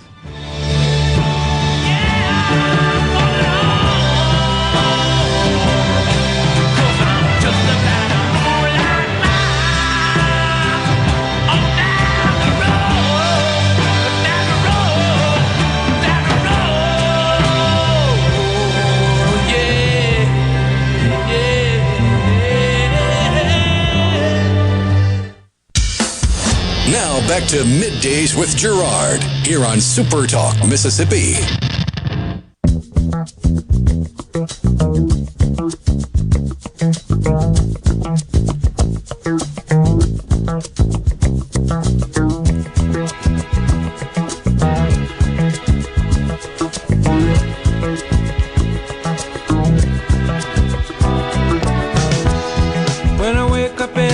Back in the Element Well Studios, SuperTalk Mississippi, Middays. You can now catch Thunder and Lightning live with Brian Haydad across the entire SuperTalk Mississippi network and on SuperTalk TV each Wednesday night starting at 6 p.m. That would be tonight. Dan in Hattiesburg says, "You two need to take it easy on Joe. He learned that definition for inflation when he attended Delaware State." Oh, gosh. Oh, man. Let's see. Y'all are just lying dog-faced pony soldiers. If you don't know me, you ain't black. Give me that waffle cone, says CC in Senatobia. So what Justice Thomas said yesterday, and I'm quoting, he said, "I've heard the word diversity quite a few times, and I don't have a clue what it means. It seems to mean everything for everyone." Yeah. Go, Clarence. And the other thing that came up, which was kind of interesting, is that a couple of people arguing in favor of affirmative action. One of these was Elizabeth Prelogar. And she said, our armed forces know from hard experience that when we do not have a diverse officer corps that is broadly reflective of a diverse fighting force, our strength and cohesion and military readiness suffer. She said, so it's a critical national security imperative to attain diversity within the officer corps. And at present, it's not possible to achieve that diversity without race-conscious admissions, including at the nation's service academies. And that's why she was there on behalf of the service academies with respect to college admissions. The military experience confirms what this court recognized in Grutter. That was a case that actually upheld affirmative action in like 83 or something. That was a while back. That in a society where race unfortunately still matters in countless ways, achieving diversity can sometimes require conscious acts by our leading educational institutions. Well, that's a veiled way of saying discrimination and giving preferential treatment. So something that came out in those arguments, we've talked so many times about the march to mediocrity. Something that came out is that if you adjusted SAT scores to coincide with the way students were admitted based on race, you're essentially increasing black students by 50, 75 points and decreasing Asian and white applicants, not students, but applicants. So you're adjusting it in that way. Well, how does that benefit society? We want the best. We want the best to receive these educations, the best to pursue these jobs, these disciplines, these functions in life. But anyhow, with respect to Ms. Prelogar's arguments in favor of affirmative action, what does she say? Conscious acts. In other words, forcing you to select applicants into the college based on their race. We got to do that to ensure diversity, and we've learned from the military that builds the best fighting force. And Justice Thomas said, and I'm quoting, "I've heard similar arguments in favor of segregation too." True. Absolutely true. So we have to discriminate. The only way we can optimize the capabilities and the readiness of our military is through discrimination. That's what the way I interpret that. These are just weak arguments, and I think we finally have a Supreme Court that's just grounded in truth and common sense and fact. That discrimination is wrong no matter what, and that we're going to lose our meritocracy in this country if we continue down this path where all outcomes are based on immutable physical characteristics. That's really what this diversity effort is. You should be able to stand on your own merit, on performance, on capabilities, on skill set, value. Just incredible. Gary Meridian says, Gerard, ask any veteran. We don't give a rat's behind what the officer corps looks like as long as they know what they are doing and that they stand behind their men. Amen, Gary. I believe you're absolutely right. I've heard that from members of the military, and I would extend that, Gary, to all facets, all walks, all disciplines in life. I'm on the operating table about to go under for life-saving cardiac surgery, don't care about the race, gender, ethnicity of the surgeon. All I care about is, you know what you're doing, right? You're going to take care of me. Absolutely, Mr. Gibert. I've done this countless times. Walk in the park. That's what I want to hear. I don't want to hear, well, I'm only here because I was admitted into medical school due to my race or my ethnicity or my gender or something else, some other physical characteristic. Nobody wants to hear that. In any race, let's be honest. At that point in time, I hear you, Gary. He says the purpose of the military is to destroy the enemy, not a place for social experimentation. Amen, I agree. It's disturbing.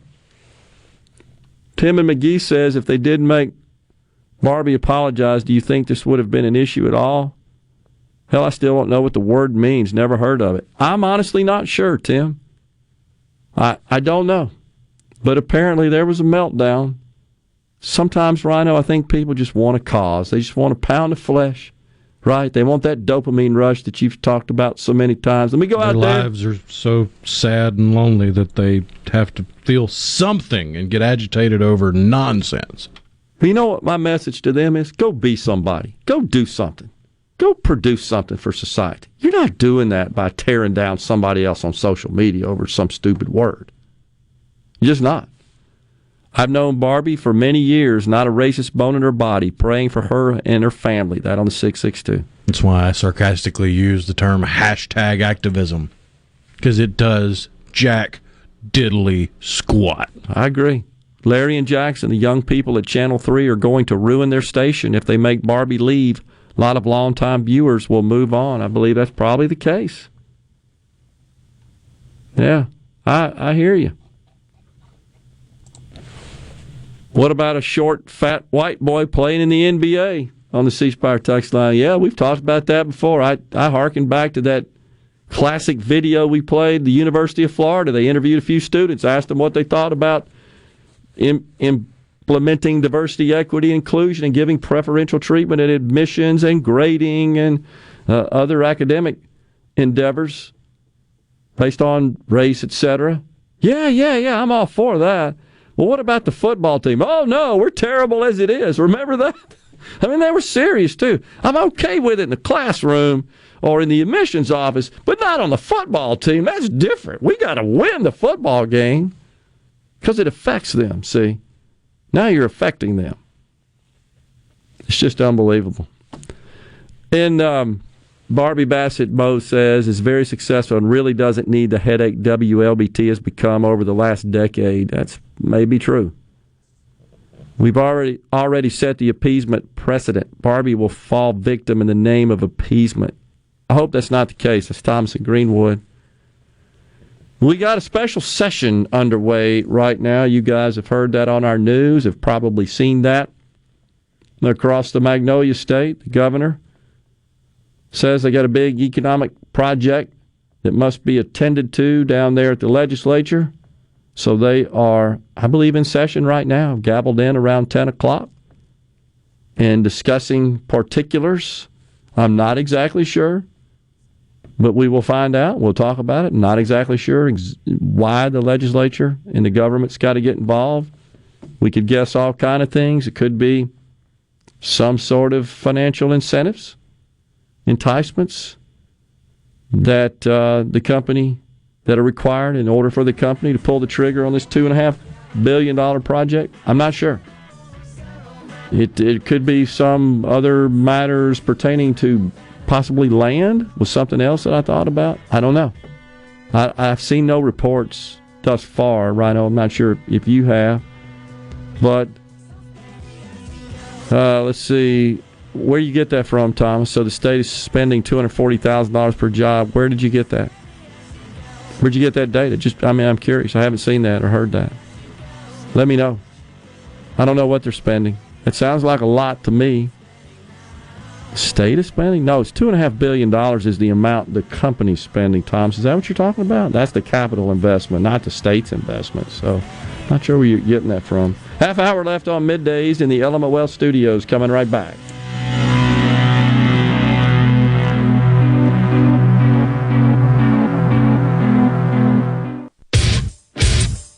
You're listening listening to Middays with Gerard Gibert, here on SuperTalk, Mississippi.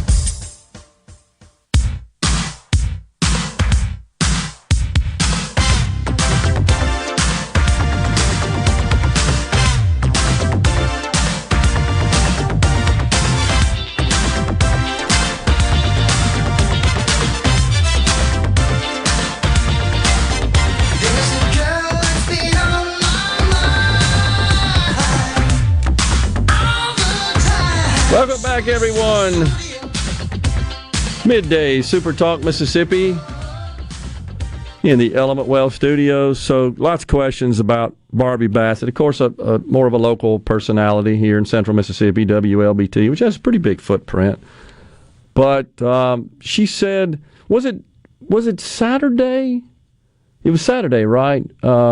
Somehow fitting in with game day going on at the same time. Yeah, the coverage of the game. Yeah. And so she said the word grandmammy, and I can't remember the exact statement in the context, and hope I don't get canceled for saying it. I'm just repeating what she said there. And so that has been now described as objectionable, and some people took offense to it.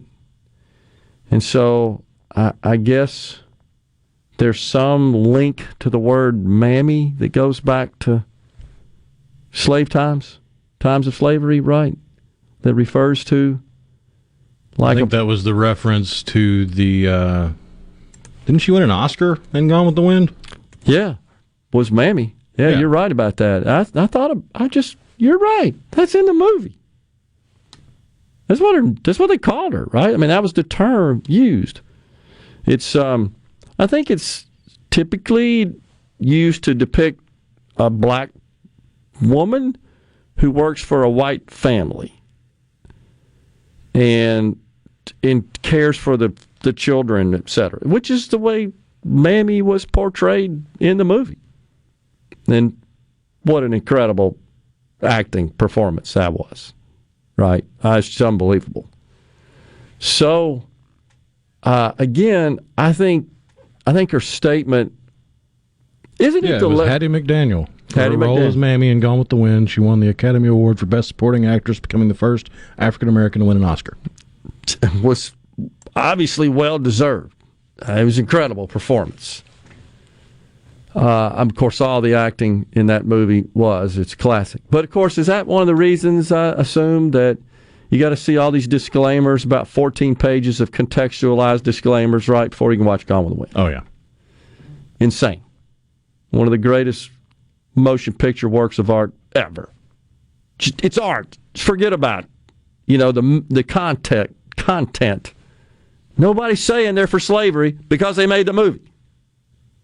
The movie is, I think, a pretty believable. It's fiction, of course, but it's believable for the times. So it's an historical account. Can't we discern between that and real life these days? Something happened so long ago.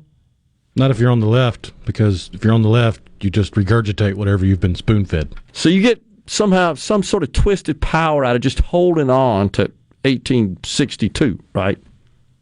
I guess. Well, anyhow. Can't acknowledge any progress that's been made since then. I got you. I see. So we're stuck in time in 1862. Yep. Well, that's horse hockey. So anyhow, Barbie Bassett gets excoriated over that use of that term, and it was, I think, gross overreaction. Anyhow, that's what happened. So she is a television personality on WLBT, does the weather, been there a long time. She's very popular, very well liked, and I think does a good job. Whether or not some people think this is a mistake, I don't know. I don't.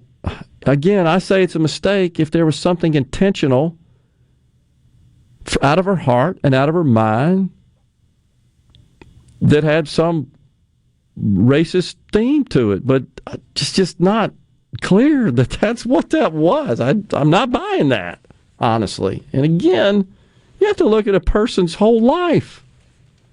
It's the same thing with Thomas Jefferson. Okay, he had slaves. That's bad. Shouldn't have done that. We don't condone that. But can we not also recognize his contributions to the nation? Do we just throw those out? How do you do that? We're all flawed sinners. We are. That's if you believe, as I do, in the Bible and in God and how we got on this planet, and the fact that we are just flawed, failed humans trying to live our lives and hopefully earn our reward in heaven, what we pretty much know is we're going to sin along the way. Following that same logic, if every time you go to the doctor should apologize for the practice of medicine using lobotomies 100 years ago That's or more. True. Anyhow, Leo and Macomb asked that question. Several other people did too. Mo says the Senate is recessed until 2 and the House is subject to call. I believe what I'm hearing is that a package passed the Senate, sent over to the House, and they recessed. $18 million is for land to complete the purchase. For the project, the state is putting up a total of $250 million for the company to invest $2.5 billion. If the project fails, they have to repay the state. Thanks for updating us, Mose. I, too, reached out to a couple of members and got the same feedback. I got the same descriptions you did, so thank you for that. Thomas in Greenwood says Briggs Hobson just announced it on your news feed. I heard it literally in the hall. Thank you for that, Thomas, as well. So you're right, $246,000 per job if it's 1,000 jobs. So I haven't seen all the details, so I can't say if it's a good deal or not. Now, I will say this. I don't think, no, I know. You can't just look at the amount invested by the company in the project to determine whether or not the public's investment in the project produces a good return. So if the company says we're going to spend $2.5 billion on this project, and the state says, okay, here's $240 million for various incentives, those you can't extrapolate from that the state will receive a fair return on that investment simply because of the amount of capital investment. The state technically doesn't benefit from that. Where we benefit is through job creation, taxes paid, economic activity brought on by jobs that are paying high wages like that. No doubt. That's tremendous. So, and is it possible to calculate that? Yes, it is. It is. And then the question is, does this project happen without these incentives? That's always the thing that I think gets lost on by the folks who would oppose such incentives. They got all the cards, and the fact is, other states are willing to play. They're willing to ante up, and when you're dealing with that, you can say no, no, no, and stand by your principle. That's great, except you don't get anything. That's a tough one, and I don't know where we got to the point where states are highly competitive with each other often for these projects. I've witnessed it working in a board capacity in economic development. It just happens. And do they play one off the other? Absolutely, just like you do when you're making major purchases and you're trying to leverage other opportunities and other options in competing. Absolutely. So these are tough calls. You can stand your ground, I guess, and say, no, we object to that on principle, and then the company says, okay, see you. Now, if you've got something that's unique or proprietary or doesn't require such incentives, you're going to win no matter what. Well, it doesn't make any sense to do that. And it's playing poker. It's high stakes, big dollar poker is what it is. Just is. Thomas in Greenwood, so we compromise our principles yet still claim to be conservatives. Or we just be broke. We stood by our principles. We can't eat. We're broke. We got no jobs. We have no economic activity. Now, see, that's the alternative that I think often gets overlooked. And so if you invested $240 million, Thomas, in and you produced ROI analyses that showed that the return on that investment is, let's say, 10x that, is that liberal or conservative? I've been in that seat. Not to that level, of course, but I've had to make those decisions. Again, should other businesses' tax money be used to subsidize other private businesses? That's what Thomas says. Well, what if the businesses... You see, this is where I just don't understand how people can't see just how tightly integrated and how diverse the economy is. So let's just say, for example, Thomas, that you're one of those businesses that you're paying taxes and you're watching your taxes be used for this project, but in return for that, this company's going to do a lot of business with you, which is going to make you more profitable and increase your economic well-being. What about that? See, think about that. And how, so that just means that you probably don't subscribe to this idea. I'm not going to call it trickle down because that's kind of a terribly used term, but the idea of just economic integration and flow of economic dollars. We're coming right back.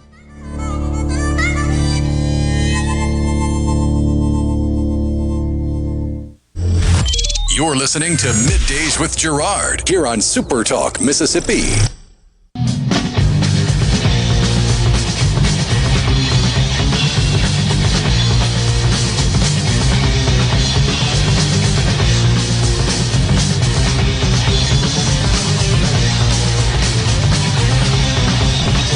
We are back. Final segment, Midday, SuperTalk, Mississippi. They took 2 votes in the Senate, according to Mose. One was unanimous, and the overall vote had 2 vote present. Thanks for that. Let's see. Something else. David from Bruce says you have to spend money to make money. So, Thomas asked a question. It's a fair question. So it's proper for government to incentivize businesses using taxpayer money. I need to see the details of this, but typically, Thomas, the way this works is it's not like writing checks. Here's just money, which is what the federal government, by the way, did with the CHIPS Act. That's just, here's money to various chip manufacturers with a lot of strings attached, of course. Typically, though, the way these things are structured is that there is abatement of income taxes, property taxes at the local level, either for some period of time, typically it's for some period of time. And then the other thing is the taxes that the workers would pay, state taxes. The company typically gets a credit for that. So the workers pay those taxes in to the Department of Revenue, and then the Department of Revenue turns around and credits the company back for the amount they paid in. That's the way the Continental Tire deal was structured. So I can't really opine on that, Thomas, but until I see the details. He says, why not abate taxes for existing businesses to keep them here, to keep them open? If that would keep them here, keep them open, I'd be for that, but that rarely ever comes up. So pushing to continue to reduce taxes in Mississippi, such as the goofy franchise tax that we phased out. That was one of the worst taxes ever invented. That would be an example.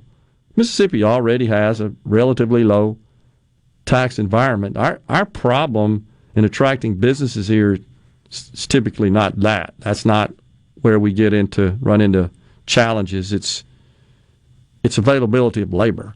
Skilled labor. I mean, just across the board, they'll tell you that. It's workforce. In the case of this particular operation, though, there's some logistical assets as well they need, and Columbus fits that bill pretty well. But it's highly likely.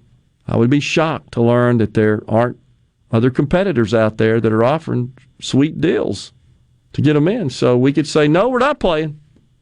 And they'll say, okay, see you. So how do we benefit if we do that? I think what's being overlooked, Thomas, in your analysis is the existing businesses benefit. We all benefit by growing the economy. We need more people making high wages. That's how you grow the economy. I mean, I believe in the idea of lifting all the boats here. I just do.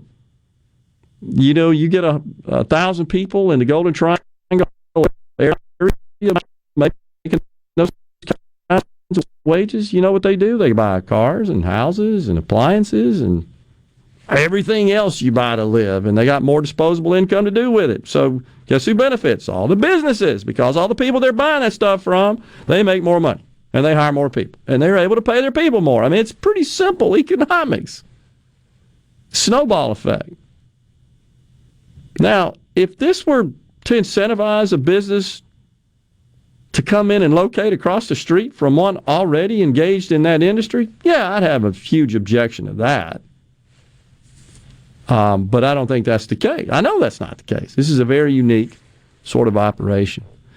No, it's not central planning. They're not going to tell them how much they got to produce, how much they're going to pay people, who they're going to sell it to. That's central planning. That's just different. We've been through this. That's what Joe wants to do. He wants to tax the oil and gas companies on their windfall profits. That's central planning. You make too much money, I got to take more from you.